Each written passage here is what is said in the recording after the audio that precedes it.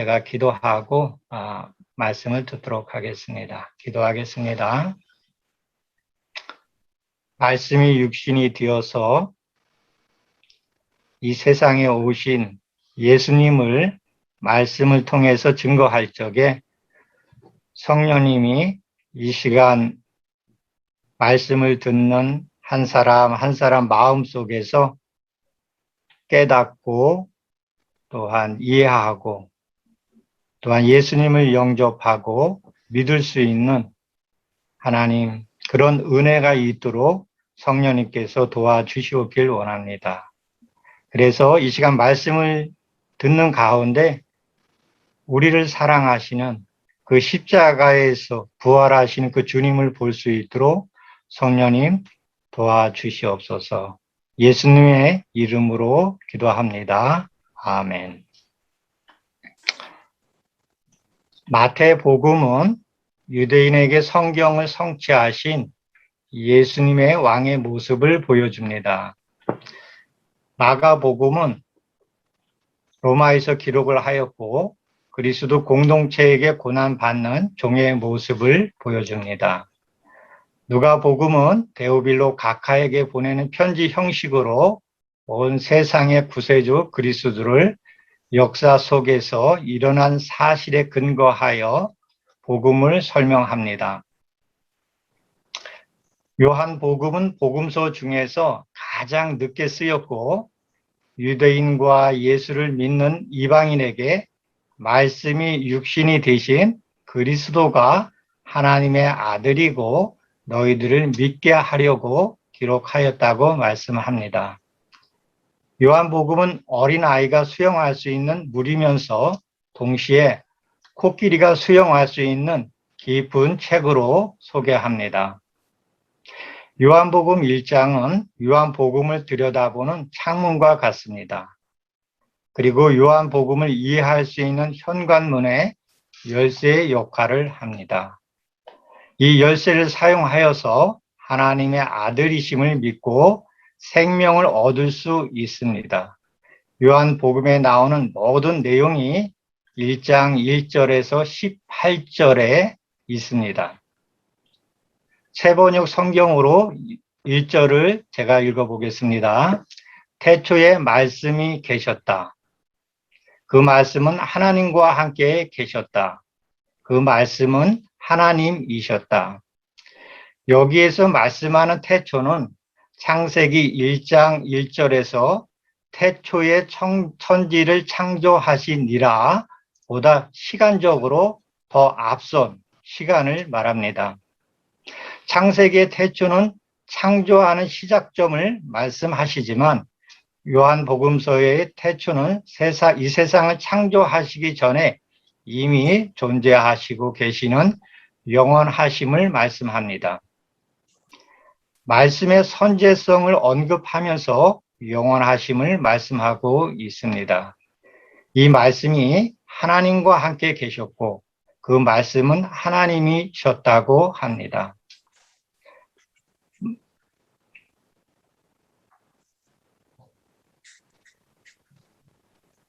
말씀이 하나님의 뜻과 의지를 드러냅니다.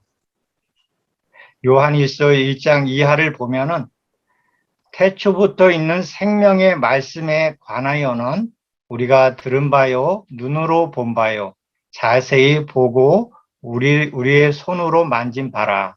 이 생명이 나타내신 바 된지라. 이 영원한 생명을 우리가 보았고 증언하여 너희에게 전하노니 이는 아버지와 함께 계시다가 우리에게 나타나셨다고 합니다. 말씀은 하나님의 뜻이 드러나도록 합니다. 말씀이 하나님과 함께 있다고 합니다.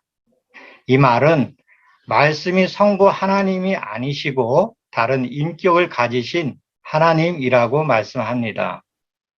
그래서 하나님 안에 있다고 하지 않고 하나님과 함께 계셨다고 하는 것입니다. 3절의 말씀을 보겠습니다. 만물이 그로 말미암아 지은 바 되었으니 지은 것이 하나도 그가 없이는 된 것이 없느니라. 말씀을 통하여 만물을 창조하였습니다. 하나님의 창조는 말씀으로 창조하십니다. 히브리서 1장 1절을 보면은 옛적의 선지자들을 통하여 여러 부분과 여러 모양으로 우리 조상들에게 말씀하신 하나님이 이 모든 날 마지막에는 아들을 통하여 우리에게 말씀하셨으니 이 아들을 만유의 상속자로 세우시고 또 그로 말미암아 모든 세계를 지으셨느니라 말씀하십니다. 4절을 보겠습니다. 그 안에 생명이 있으며 사람들의 빛이 되어 주십니다. 그 빛이 어둠에 비치는데 어둠이 깨닫지를 못합니다. 새 번역은 5절에서 그 빛이 어둠 속에서 비치니 하면서 현재 진행형 동사를 사용합니다. 앞절에 나오는 모든 동사는 과거 분사를 쓰고 있는데 여기서는 현재 동사를 쓰고 있다는 것은 예수님을 통하여 현재 우리가 새 창조되어 가고 있다는 것을 말씀하고 있습니다. 깨닫지 못한다라는 말은 이기지 못하는 뜻을 지니고 있습니다. 예수님이 십자가에서 죽으시고 부활하심으로써 어둠을 이기셨습니다. 요한복음에서 어둠은 첫 창조에 속한 자들을 말합니다. 그래서 니고데모에게 네가 거듭나야 한다고 말씀하셨습니다. 6절에서 8절을 읽어보겠습니다. 하나님께로부터 보내심을 받은 사람이 있으니 그의 이름은 요한이라. 그가 증언하러 왔으니 곧 빛에 대하여 증언하고 모든 사람이 자기로 말미암아 믿게 하려 함이라. 그는 이 빛이 아니요 이 빛에 대하여 증언하러 온 자라. 세례 요한이 하나님으로부터 파송을 받아서 예수님의 신성을 증거합니다. 세례 요한의 증거를 통하여 모든 사람을 믿게 하려는 것이 하나님의 뜻입니다. 9절에서 10절을 제가 읽어보겠습니다.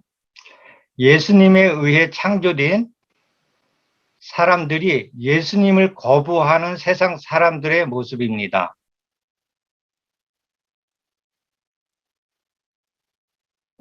11절은 예수님이 자기 땅에 오셨는데 이스라엘 백성이 영접하지 않는 것을 말합니다. 하나님은 예수님을 포도원의 상속자인 아들로 보내셨는데 이스라엘 백성은 거부하고 십자가에 못 박았습니다. 우리들의 신앙의 모습은 어떻습니까? 형식과 내용이 같이 가도록 해야 합니다. 하나님은 믿는데 십자가를 거부하는 것이 있는지 돌아봐야 합니다. 자기 부정을 이루어가는 삶이 있어야 합니다. 하나님의 자녀는 아버지를 닮아가야 합니다. 그렇게 해야 아버지와 가족이 되어서 영원히 같이 살 수가 있습니다. 그러므로 그리스도인의 윤리는 주님을 닮아가는 것입니다. 그런데 이스라엘 백성들은 하나님을 닮아가라고 성전을 주셨는데 그리고 광야에서 40년 동안을 동행했는데 사탄을 닮아가고 사탄의 집을 만들어서 하나님이 이 성전을 멸망시켰습니다.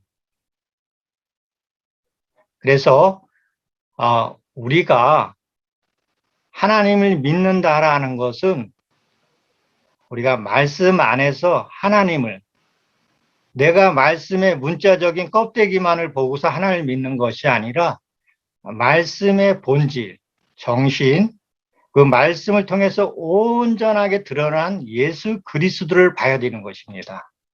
그 말씀은 그래서 인격으로 예수님이 이 세상에 오신 것입니다. 그렇기 때문에 우리가 성경을 겉으로만 보지 말고 속 내용 온전하게 창세기서부터 계시록 그 안에 있는 그 메시지를 전체를 통해서 우리가 봐야 되는 것입니다. 12절에서 13절 말씀을 보겠습니다. 영접하는 자, 곧 그 이름을 믿는 자들에게는 하나님의 자녀가 되는 권세를 주셨으니 이는 혈통으로나 육정으로나 사람의 뜻으로 나지 아니하고 오직 하나님께로부터 난 자들이니라. 유대인들은 자신들이 아브라함의 자손이요 하나님의 자녀라고 믿었습니다. 혈통은 유대인과 같은 육체적 혈통을 말합니다. 육적은 자연적 출생을 말합니다. 사람의 뜻은 남편의 의지를 의미합니다. 하나님의 자녀가 되는 것은 혈통이 유대인이라서 되는 것도 아니고 하나님의 자녀가 되는 것은 하나님에게서 태어나야 합니다. 사람의 어떤 것으로부터 이루어지는 것이 아니기에 특권이며 권세라고 하는 것입니다.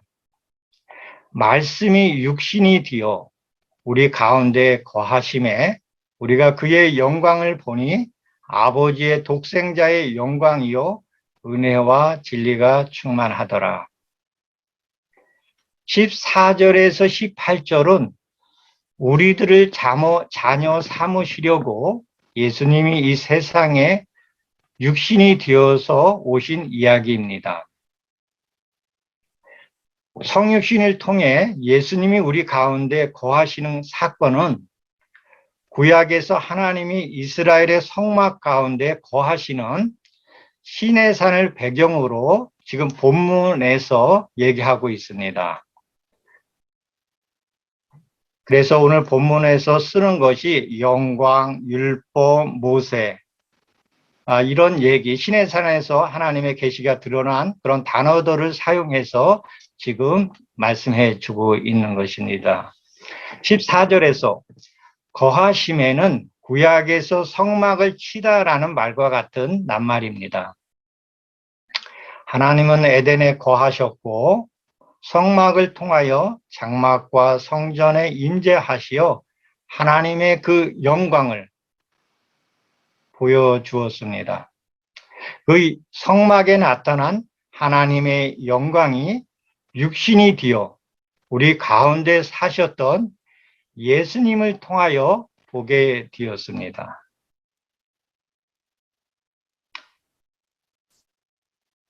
여기에서 쓰고 있는 장막을 치다라는 동사는 단 한 번 일어난 과거 사건을 설명할 때 사용하는 동사입니다.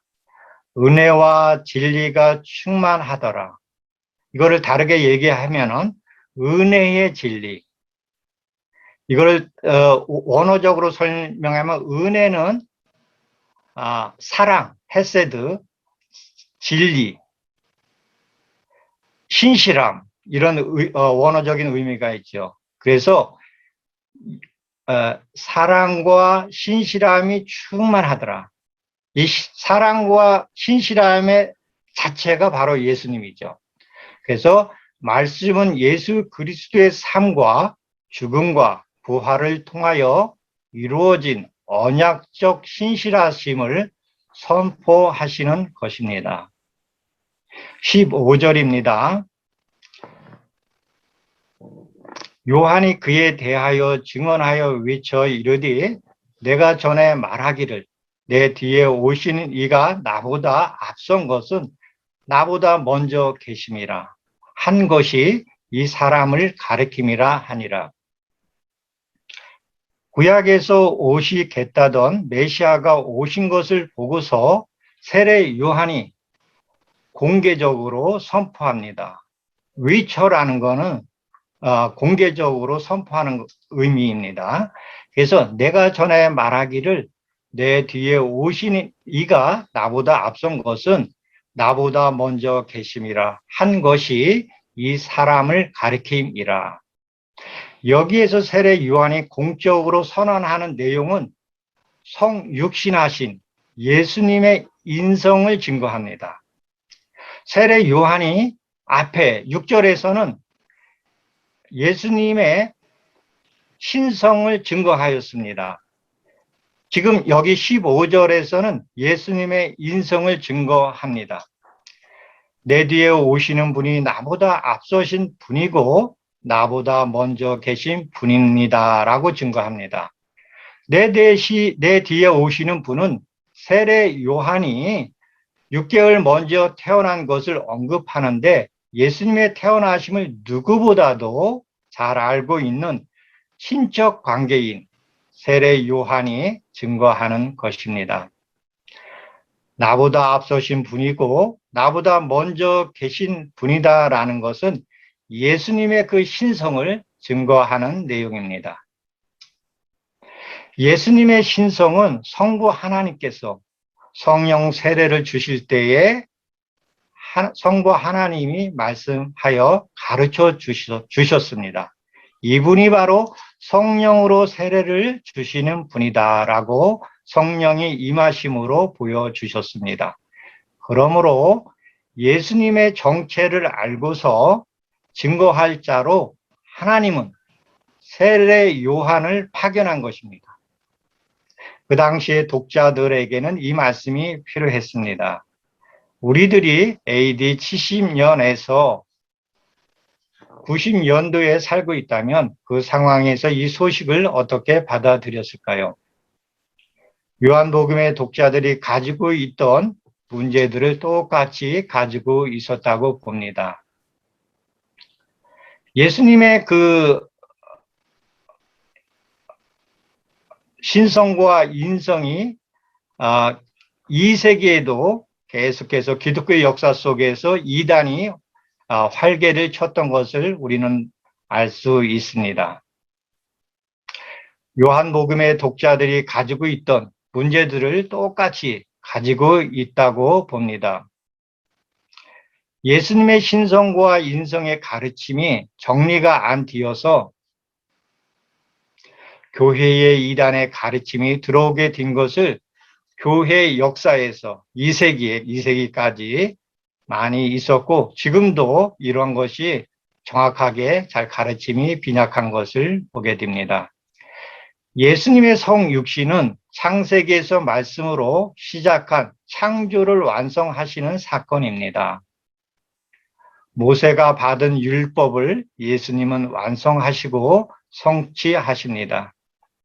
그러므로 16절은 우리가 다 그의 충만한 데서 받으니 은혜 위에 은혜라고 합니다. 하나님이 우리에게 주시는 이 새 창조가 예수님의 사랑과 신실함으로 이루어지는 것을 선언하는 것입니다. 18절입니다. 본래 하나님을 본 사람이 없으되 하나님 품속에 있는 독생하신 하나님이 나타내셨느니라. 하나님을 본 사람이 없었는데 아버지 품속에 있는 독생하신 하나님이 나타나셨습니다.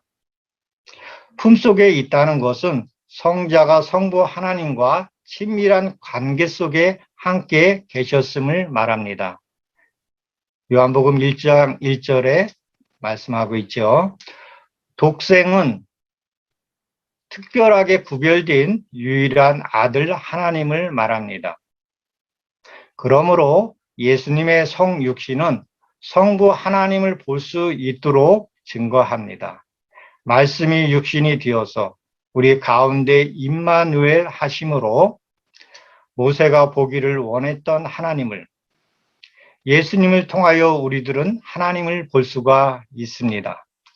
모세가 들어가기를 원했던 가나안을 우리들은 성령님과 동행함으로 생명의 삶을 누리며 사는 우리들이 되었습니다. 이 은혜의 특권을 누리면서 끝까지 믿음의 경주를 통하여 어둠이 없고 선악과도 없고 사탄도 없고 치료의 빛만 있고 생명나무만 있는 예수님이 계시는 새 에덴 동산에 우리 모두가 들어가야 합니다. 하나님이 예수님을 통하여 우리들을 자녀 삼으시는 은혜를 거절하지 마시고 주님과 함께 생명의 빛 안에서 사시는 우리들이 되었으면 합니다. 그러기 위해서 예수님은 우리를 인격자로 창조하신 것입니다. 에덴 동산에 선악과를 주신 거예요. 왜냐하면 하나님과 사랑하시는 사람으로 우리를 창조하기 위해서, 그래서 우리를 시험하신 것입니다. 그래서 하나님의 창조 중에서 가장 어려운 것이, 첫 창조는 순간에 만들 수 있어요, 한마디면은. 그런데 우리의 그 인격의 창조는 어때요?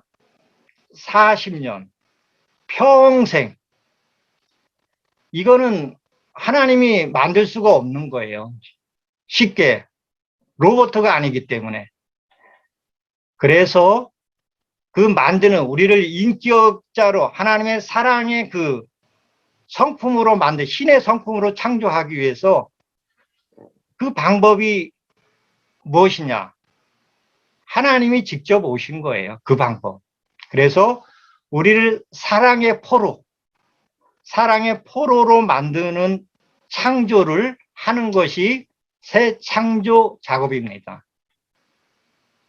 그래, 이것이 바로 은혜 위에 은혜다. 은혜와 영광이 충만하였다. 이런 표현들을 성경에서 육신으로 오신 예수님을 통해서 사도 요한이 고백하는 것입니다.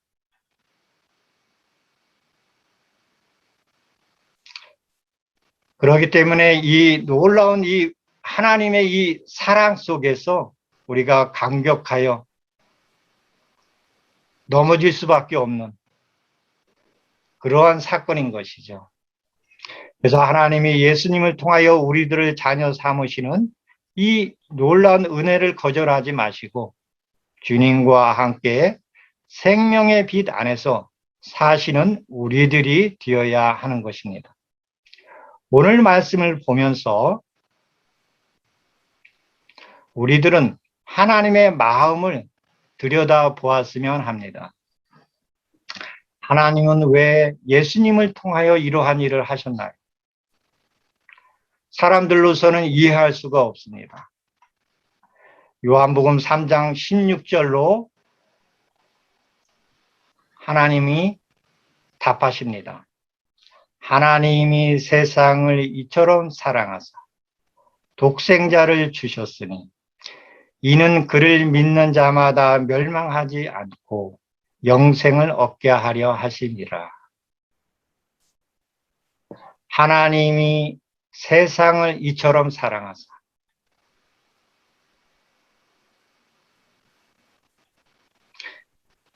한 송이 꽃이 피기 위하여 빛과 흙과 물 모든 것이 있어야 하며 하나님은 한 송이 꽃을 위하여 모든 것을 주셨습니다. 이와 같이 우리의 구원을 위하여 하나님 자신의 생명을 육신으로 오셔서 교회를 선물로 주셨습니다. 교회는 그리스도의 몸으로서 하나님의 통치가 이루어져야 합니다. 그래야 생명의 빛이 세상에 비추게 됩니다. 이것을 위하여 우리들은 기도해야 합니다.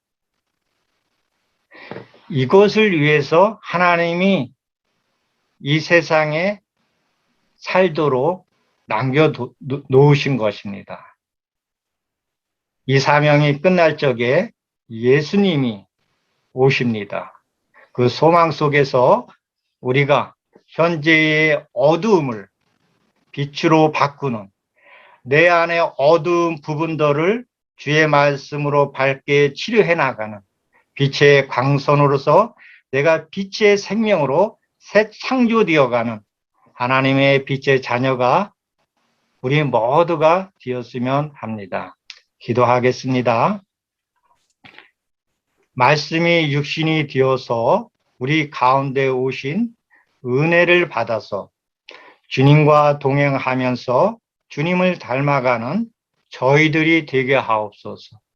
말씀을 통해서 십자가에서 우리의 구원을 위해서 기쁨으로 영광의 길이라고 걸어가시는 그 예수님의 사랑을 보면서 현재의 어려움들을 하나님 우리가 기뻐하고 즐거워하며 감사하고 믿음으로 사는 그 은혜가, 그래서 하나님의 그 임재가, 하나님의 성전이 나의 삶의 구석구석에 이루어져 나가는 그 은총을 우리 모두에게 베풀어 주옵소서. 예수 그리스도의 이름으로 기도하옵나이다. 아멘.